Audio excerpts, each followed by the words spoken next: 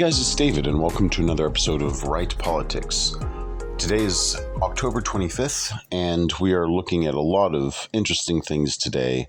One of them is that there's going to be a college walkout at 9 a.m. where all the college students in the major colleges are walking out in support of Hamas and Palestine. And, of course, a lot of people, it's red flag because Hamas is a terrorist organization. So how many Islamist or Islamist sympathizers are actually going to be attending these? It just shows the state of young people's minds these days. Now, what I really wanted to talk about this morning and touch up on is it was just released today that there were 12 attacks on military bases, U.S. military bases, all across Iraq, Iran, and a couple other close to Israel. And the thing is it's really, I've always said this since the very beginning, that if a foreign adversary attacks a military base, whether it be with drones or rockets, which both of them were used, that it's an act of war. And you have to understand this, that the Islamic ideology is to heighten and basically expedite the end of the world. Because according to their Bible, the Quran, it's all going to happen once Israel is destroyed. And they want to poke the beast as much as they can, and that's why there's all these terror attacks, and they're trying to get America involved.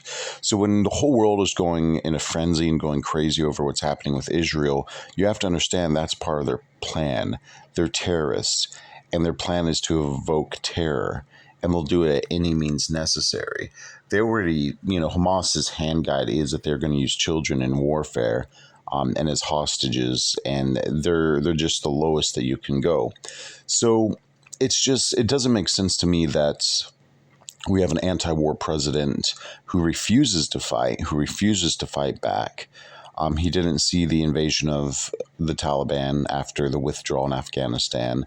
He's not going to see that if we just let our military bases get attacked rapidly and continuously, that there's going to be basically an outcry of the people to go to war or at least defend our allies. And most people who are uneducated about the matter do not realize most of American wars that we fought are protecting our allies. Like, okay, the Korean War. Well, yes, we stopped communism from spreading to South Korea, but once we fought in the Korean War protecting our allies and their democracy, then North Korea got involved, and then China got involved.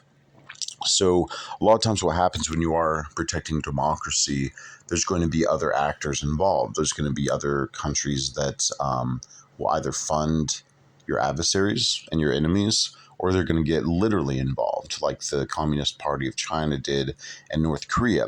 But once South Korea was liberated from North Korea, the country split.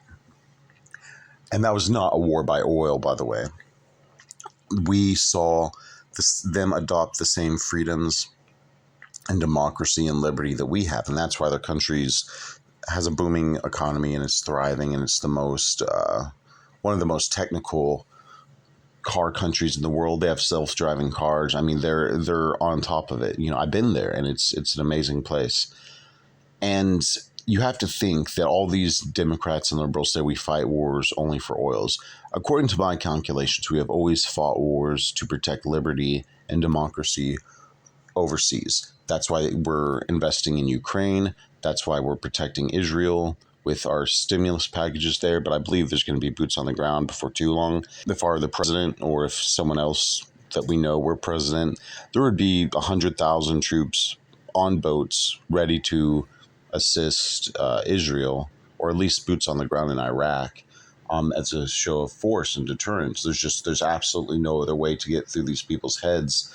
If they're going to have underground tunnels, they're going to continue to stay in those tunnels because they'd be afraid of Americans, and they will release hostages. It's just a matter of fact. But we have a president who's anti-war, and he does not fight and defend himself in our country, even when the other side strikes first. So, he didn't go to war with Russia because no one wanted to start World War III.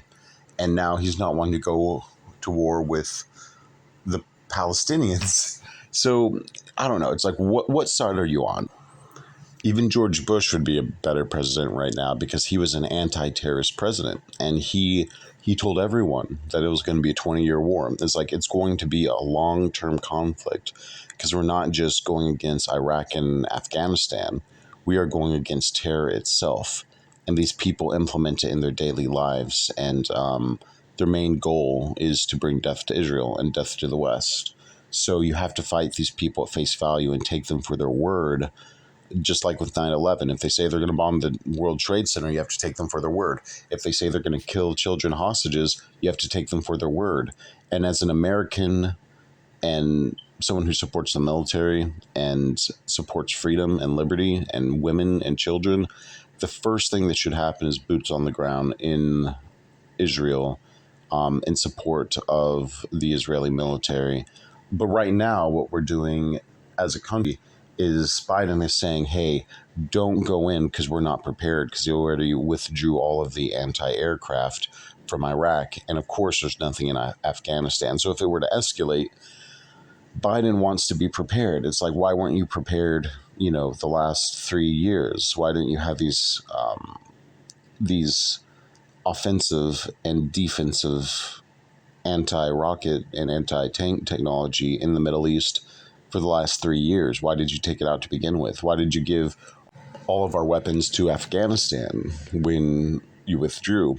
Those are very serious questions that are on the American people's minds as we look in horror at what's happened with the hostages, but also look at basically dumbfounded that our president is taking his time when the call to action was 2 weeks ago.